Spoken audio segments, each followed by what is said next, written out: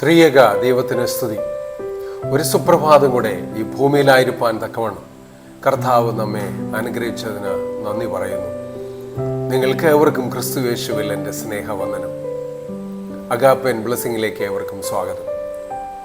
ഭാവിയെക്കുറിച്ചുള്ള അനാവശ്യമായ ചിന്തകളും ആകുലതകളും കാരണം നമ്മുടെ സമാധാനവും ഉറക്കവും നഷ്ടപ്പെടുന്ന ഒരവസ്ഥയിലൂടെ പലപ്പോഴും നമ്മൾ കടന്നു പോകാറുണ്ട്.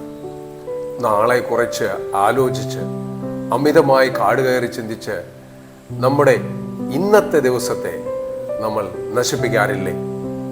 കർത്താവിൽ പ്രിയ സഹോദരി സഹോദരങ്ങളെ, നമ്മുടെ ചിന്തകളെ കാർന്നു തിന്നുന്ന അനാവശ്യമായ ഭയങ്ങളിൽ നിന്നും വേവലാതികളിൽ നിന്നും മനസ്സിനെ മോചിപ്പിച്ച് എങ്ങനെ പൂർണ്ണമായ ഒരു സമാധാനത്തോടെ ലക്ഷ്യങ്ങളിലേക്ക് ശ്രദ്ധ കേന്ദ്രീകരിക്കാം എന്ന് പഠിപ്പിക്കുന്ന വചനമാണ് ഇന്ന് നമ്മൾ ധ്യാനിക്കുന്നത്.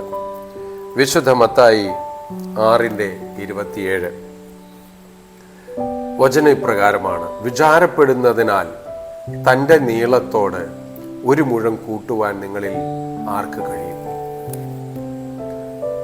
ചിന്തകൾ കൊണ്ട് ആയുസ് കൂട്ടാൻ കഴിയില്ലെന്നും വേവലാതികൾ വെറും ഒരു സമയനഷ്ടം മാത്രമാണെന്നും ബോധ്യപ്പെടുത്തുന്ന ഒരു വചനമാണിത്. ഗലീല കടലിനടുത്തുള്ള ഒരു മലഞ്ചെരുവിൽ വെച്ച് യേശുക്രിസ്തു ജനക്കൂട്ടത്തോട് സംസാരിക്കുന്ന ഗ്രീക്ക് പ്രഭാഷണത്തിൻ്റെ ഒരു വളരെ പ്രശസ്തമായ ഭാഗമാണ് ഇത്. നാളത്തെ ആഹാരത്തെക്കുറിച്ചും വസ്ത്രത്തെക്കുറിച്ചും കടങ്ങളെക്കുറിച്ചും ചിന്തിച്ച് ഒരുപാട് ഭാരപ്പെട്ടിരുന്ന സാധാരണക്കാരനായ മനുഷ്യരോടാണ് കർത്താവ് ഇത് സംസാരിക്കുന്നത്. അവരുടെ ആകുലതകളെ നോക്കി വളരെ ലളിതമായ എന്നാൽ ചിന്തിപ്പിക്കുന്ന ഒരു യുക്തിയാണ് യേശു ഇവിടെ ചോദിക്കുന്നത്. നിങ്ങൾ എത്രയൊക്കെ തലപോഞ്ഞ് ചിന്തിച്ചാലും നിങ്ങളുടെ ആയുസിന്റെ നീളം 1 ഇഞ്ചെങ്കിലും നിങ്ങൾക്ക് കൂട്ടാൻ കഴിയുമോ? വേവലാതിപ്പെടുന്നത് കൊണ്ട് നമ്മുടെ ജീവിതത്തിൽ ഒരു മാറ്റവും ഉണ്ടാകുവാൻ പോകുന്നില്ലെന്ന് യേശു അവരെ ഓർമ്മിപ്പിക്കുകയായിരുന്നു. കർത്താവിൽ പ്രിയ സഹോദരി സഹോദരങ്ങളെ, ഈ വചനം നമ്മെ ഓർമ്മിപ്പിക്കുന്നത് കുറച്ച് കാര്യങ്ങളുണ്ട്.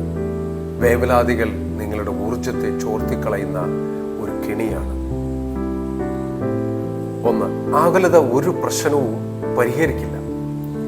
ആകുലത പ്രശ്നം പരിഹരിക്കില്ല, നാളെയെ മാറ്റുകയില്ല, ആയുസ്സിന് നീളം കൂട്ടുകയില്ല, നമുക്ക് സമാധാനം നൽകുകയില്ല. പകരം അത് സന്തോഷം കവർന്നെടുക്കും, നമ്മുടെ ആരോഗ്യം തകർക്കും, നമ്മുടെ ഉറക്കം നഷ്ടപ്പെടുത്തും, നമ്മുടെ വിശ്വാസത്തെ ദുർബലമാക്കും, നമുക്ക് സന്തോഷത്തോടെ ജീവിക്കാനുള്ള സകല മാർഗങ്ങളും അടച്ചു കളയും.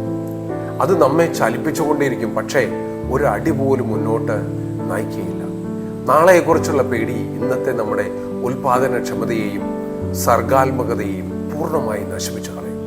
അതുകൊണ്ടാണ് കർത്താവ് ആകുലത അല്ലെങ്കിൽ വേവലാതികൾ ഉപേക്ഷിക്കാനായിട്ട് പറയുന്നത്. 2, ദൈവം നമ്മുടെ ആവശ്യങ്ങൾ അറിയുന്നവരാണ്.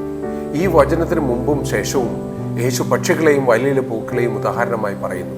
പക്ഷികൾ വിതയ്ക്കുന്നില്ല, കൊയ്യുന്നില്ല, കളപ്പുരകളിൽ ശേഖരിക്കുന്നില്ല, എന്നിട്ടും ദൈവം അവയെ പോറ്റുന്നു. വയലിലെ പൂക്കൾ നൂൽക്കുകയോ വസ്ത്രം തയ്ക്കുകയോ ചെയ്യുന്നില്ല, എന്നിട്ടും അവ അതിസുന്ദരമായി അലങ്കരിക്കപ്പെട്ടിരിക്കുന്നു. അപ്പോൾ യേശു ചോദിക്കുന്നു, നിങ്ങൾ അവയേക്കാൾ എത്രയോ വിലയേറിയവരാണ്.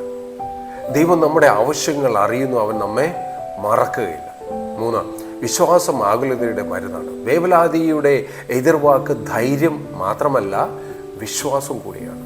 നാം ദൈവത്തിൽ വിശ്വസിക്കുമ്പോൾ നമ്മുടെ നിയന്ത്രണത്തിന് പുറത്തുള്ള കാര്യങ്ങൾ അവൻ്റെ കൈകളിൽ ഏൽപ്പിക്കുന്നു. അതുകൊണ്ട് വിശ്വാസമുള്ള ജീവിതം എന്നത്, ദൈവമേ എനിക്ക് എല്ലാം മനസ്സിലാകുന്നില്ല, പക്ഷേ ഞാൻ നിന്നെ വിശ്വസിക്കുന്നു, നിന്നിൽ മാത്രം വിശ്വസിക്കുന്നു എന്ന് പറയുന്ന ജീവിതമാണ്. 4, ഇന്ന് ജീവിക്കാൻ പഠിക്കുക. വേവലാതിയുടെ വലിയ കാരണം നാം ഇന്നിനെ നഷ്ടപ്പെടുത്തി നാളെയെക്കുറിച്ച് ജീവിക്കുന്നതാണ്. യേശു പഠിപ്പിക്കുന്നത്, ദൈവം ഇന്നത്തേക്കുള്ള കൃപ ഇന്ന് നൽകുന്നു, നാളത്തേക്കുള്ള കൃപ നാളെ നൽകും. ഓരോ ദിവസവും അതിൻ്റെ വെല്ലുവിളികളുണ്ട്, ഓരോ ദിവസത്തിനും ദൈവത്തിൻ്റെ സഹായവുമുണ്ട്. അതുകൊണ്ട് ഇന്ന് ലഭിച്ച അനുഗ്രഹങ്ങൾക്ക് നന്ദി പറയാൻ പഠിക്കണം. പ്രശ്നങ്ങളെക്കുറിച്ച് ചിന്തിച്ച സമയം കളയാതെ പരിഹാരങ്ങൾക്ക് വേണ്ടി അധ്വാനിക്കുകയാണ് വേണ്ടത്. നമുക്ക് മാറ്റാൻ കഴിയാത്ത കാര്യങ്ങളെക്കുറിച്ച് ഓർത്ത് വിഷമിച്ചിട്ട് എന്താ നമുക്ക് ലഭിക്കുന്നത്? നമ്മുടെ കരിയറിലും ജീവിതത്തിലും നമ്മുടെ പരമാവധി ഇന്ന് ചെയ്യുക.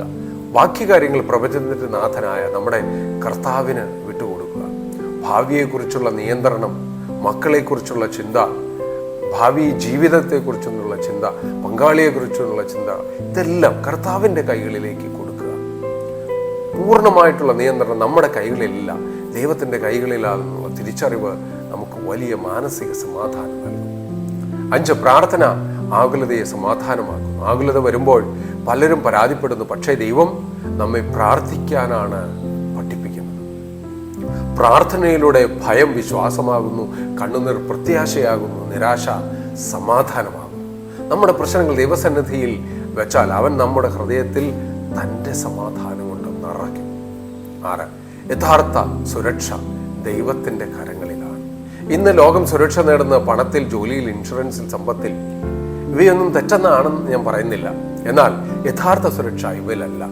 നമ്മുടെ ജീവിതം ദൈവത്തിൻ്റെ കൈകളിലാണ്. അവൻ നമ്മെ ഇന്ന് വരെ നടത്തി, ഇനിയും നടത്തും. അതുകൊണ്ട് നാം ഭയപ്പെടേണ്ടതില്ല. അവൻ്റെ സ്നേഹത്തിൽ ആശ്രയിക്കുന്ന ഒരു വ്യക്തിക്കും ഭാവിയെ ഓർത്ത് ഭയപ്പെടേണ്ട ആവശ്യമില്ല. ഇനി ഓവർ തിങ്കിങ് നടത്തി നമ്മുടെ വിലയേറിയ ജീവിതം ഇന്ന് നശിപ്പിക്കരുത്. നാളെ എന്നുള്ളത് നമുക്കുള്ളതല്ല, ഇന്നാണ് നമുക്കുള്ളത്. ഇന്ന് നമുക്ക് സന്തോഷത്തോടെ ജീവിക്കാം, ഇന്ന് നമുക്ക് പ്രത്യാശയോടെ ജീവിക്കാം, ഇന്ന് മറ്റുള്ളവർക്ക് വേണ്ടി ജീവിക്കാം, ഇന്ന് ദൈവത്തിനു വേണ്ടി ജീവിക്കാം. നാളത്തെ കാര്യം നമ്മുടെ കർത്താവ്, നമ്മുടെ തമ്പുരാൻ നമുക്ക് വേണ്ടി ചെയ്തു തരും. നാളെ കർത്താവിനുള്ളതാണ്, ഇന്ന് ഇപ്പോൾ നമുക്കുള്ളതാണ്. അതുകൊണ്ട് ഇന്നത്തേക്ക് വേണ്ടി ജീവിക്കാം. നമുക്ക് സ്വയം ചോദിക്കാം, ഞാൻ വേവലാതിയിലാണ് മാത്രമാണോ ജീവിക്കുന്നത്? എൻ്റെ ഭാവി ദൈവത്തിൻ്റെ കരങ്ങളിൽ പൂർണ്ണമായി ഏൽപ്പിച്ചിട്ടുണ്ടോ? പ്രശ്നങ്ങളെക്കാൾ വലിയവനാണ് എൻ്റെ കർത്താവ് എന്ന് ഞാൻ പൂർണ്ണമായി വിശ്വസിക്കുന്നുണ്ടോ? നമുക്ക് നമ്മുടെ എല്ലാ ഭാരങ്ങളും കർത്താവിൻ്റെ പാദങ്ങളിൽ സമർപ്പിക്കാം. നമ്മുടെ ആശങ്കകൾ അവൻ്റെ കൈകളിൽ സമർപ്പിക്കാം. കാരണം നമ്മെ സ്നേഹിക്കുന്ന ഒരു സ്വർഗീയ പിതാവ് നമുക്കുണ്ട്. അവൻ നമ്മെ ഒരിക്കലും കൈവിടുകയില്ല. അതുകൊണ്ട് നമുക്ക് ആകുലതയിലല്ല, വിശ്വാസത്തിലും പ്രാർത്ഥനയിലും ദൈവവിശ്വാസത്തിലും ജീവിക്കാം. കർത്താവ് നമ്മുടെ ഹൃദയത്തെ തൻ്റെ സമാധാനത്തിൽ നിറയ്ക്കുകയും എല്ലാ ആകുലതകളിൽ നിന്നും, എല്ലാ വേവലാതികളിൽ നിന്നും, എല്ലാ ടെൻഷനുകളിൽ നിന്നും കർത്താവ് നമ്മെ പൂർണ്ണമായി വിടുവിക്കുകയും ചെയ്തിട്ട് നമുക്കൊരു നിമിഷം പ്രാർത്ഥിക്കാം. ഞങ്ങൾ അത്യധികം സ്നേഹിക്കുന്ന വാഴ്ത്തപ്പെട്ട യേശുവേ, സ്വർഗീയ പിതാവേ, കർത്താവ് ഈ നല്ല സമയത്തിനായി നിന്ന് നന്ദിയോടെ സ്തുതിക്കുന്നു, സ്തോത്രം ചെയ്യുന്നു.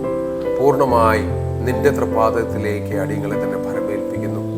ഈ അഗാപ്പൻ ബ്ലെസ്സിങ്ങിലൂടെ വചനം കേൾക്കുന്ന നിന്റെ മക്കളെയും ഇത് മറ്റുള്ളവർക്ക് പങ്കുവയ്ക്കുന്ന മക്കളെയും നിന്റെ തൃപാദത്തിൽ പൂർണ്ണമായി സമർപ്പിക്കുന്നു, ഭരമേൽപ്പിക്കുന്നു. കർത്താവേ, ഞങ്ങൾക്കറിയാം ഞങ്ങൾ എത്ര ടെൻഷൻ അടിച്ചാലും, എത്ര വേവലാതിപ്പെട്ടാലും, എത്ര പേടിച്ചാലും ഞങ്ങളുടെ ജീവിതത്തിൽ ഞങ്ങൾക്കൊന്നും ചെയ്യാൻ സാധിക്കില്ല എന്നറിയാം.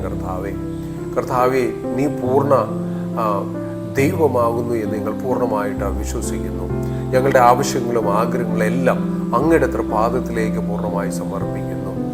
നീ നടത്തുന്നവനാണ്, ഇത്രത്തോളം ഞങ്ങളെ നടത്തിയവനാണ്. ബുദ്ധിമുട്ടുകളും പ്രയാസങ്ങളും ഒക്കെ വന്നപ്പോൾ ഞങ്ങൾ പലപ്പോഴും നിന്നെ സംശയിച്ചു പോയി. അടിയങ്ങളോട് പൊറുക്കണമേ, അടിയങ്ങളോട് ക്ഷമിക്കണമേ. പലപ്പോഴും മാനുഷികമായി ഞങ്ങൾ ചിന്തിച്ചു പോയി. അടിയങ്ങളോട് ക്ഷമിക്കണമേ കർത്താവേ. ഈ വചനം കേൾക്കുന്ന മക്കളെ നിന്റെ തൃപാദത്തിലേക്ക് സമർപ്പിക്കുന്നു. അവരുടെ എല്ലാ ടെൻഷനുകളും അങ്ങയുടെ ക്രൂശിൻ്റെ ചുവട്ടിലേക്ക് ഭരമേൽപ്പിക്കുന്നു. അവർക്ക് കുടുംബ ജീവിതത്തെക്കുറിച്ചുള്ള ടെൻഷനുകൾ, അവരുടെ മക്കളെ കുറിച്ചുള്ള ടെൻഷനുകൾ, അവരുടെ പങ്കാളിയെക്കുറിച്ചുള്ള ചിന്തകൾ, അവരുടെ ജീവിത ഭാരങ്ങൾ, അവരുടെ ജോലിയുടെ ഭാരങ്ങൾ, അവരുടെ സ്വന്തം ബന്ധുമിത്രാദികളിൽ നിന്നുള്ള ഉപദ്രവങ്ങളുടെ ഭാരങ്ങൾ, ശാരീരികവും മാനസികവുമായ വിഷമതകൾ, രോഗങ്ങളാലുള്ള ടെൻഷനുകൾ കർത്താവെ പൂർണ്ണമായി നിന്റെ തൃപാദത്തിലേക്ക് സമർപ്പിക്കുന്നു. കാരുണ്യവാനെ, എല്ലാ ആവശ്യങ്ങളെയും ആഗ്രഹങ്ങളെയും കർത്താവെ നിന്റെ തൃപാദത്തിലേക്ക് സമർപ്പിക്കുന്നു. നീ അവരോട് കൂടെ ഇരുന്ന് വഴി നടത്തണമേ. ഈ സമയം തന്നെ കർത്താവെ അവർക്ക് പൂർണ്ണ സൗഖ്യം കൊടുത്ത് പൂർണ്ണ സമാധാനം പ്രദാനം ചെയ്ത് അവരുടെ സകല ആവശ്യങ്ങൾക്കും അവരുടെ സകല ആഗ്രഹങ്ങൾക്കും പൂർണ്ണ സമാപ്തി നീ കൊടുക്കണമേ. നിന്റെ കൃപ നിന്റെ മക്കളിൽ ചൊരിയണമേ കർത്താവേ. അവർക്ക് വചനം കേട്ടിട്ട് അത് പ്രയോജനപ്പെടുവാൻ തക്കവണ്ണം നിന്റെ ഹൃദയ സമാധാനം കൊണ്ട് അവരെ നിറയ്ക്കണമേ. അവർക്ക് ആശ്വാസമാകണമേ കർത്താവേ. അവരുടെ ഭാവി ജീവിതം നീ സുനിശ്ചിതമാക്കണമേ. പിശാച് അവരെ തൊടുവാൻ നീ അനുവദിക്കരുതേ. അവരുടെ ചിന്തകളിൽ, അവരുടെ ആഗ്രഹങ്ങളിൽ കർത്താവെ പൂർണ്ണമായി നീ ഏറ്റെടുത്ത് അവർക്ക് സമൃദ്ധമായി നീ കൊടുക്കണമേ. അവരുടെ ആവശ്യങ്ങളെയും ആഗ്രഹങ്ങളെയും പൂർണ്ണമായി നിന്റെ തൃപ്പാദത്തിലേക്ക് ഭരമേൽപ്പിക്കുന്നു. നീ നിറവേറ്റി കൊടുക്കുന്നതിനായിട്ട് സ്തോത്രം. ഇത്രത്തോളം അവരെ കാത്തു പരിപാലിച്ച് സംരക്ഷിച്ചതിനായി സ്തുതിക്കുന്നു. ശിഷ്ടജീവിതവും നിന്റെ തൃപാദത്തിലേക്ക് സമർപ്പിക്കുന്നു. ഏറ്റെടുത്ത് വഴിയെടുത്തതിനായി സ്തോത്രം പൂർണ്ണമായി ഫലമേൽപ്പിക്കുന്നു കർത്താവ്. എല്ലാം ഞങ്ങൾക്ക് വേണ്ടി ജീവൻ വെച്ച യേശുവിൻ്റെ പുനർനാമത്തിൽ തന്നെ. ആമേൻ.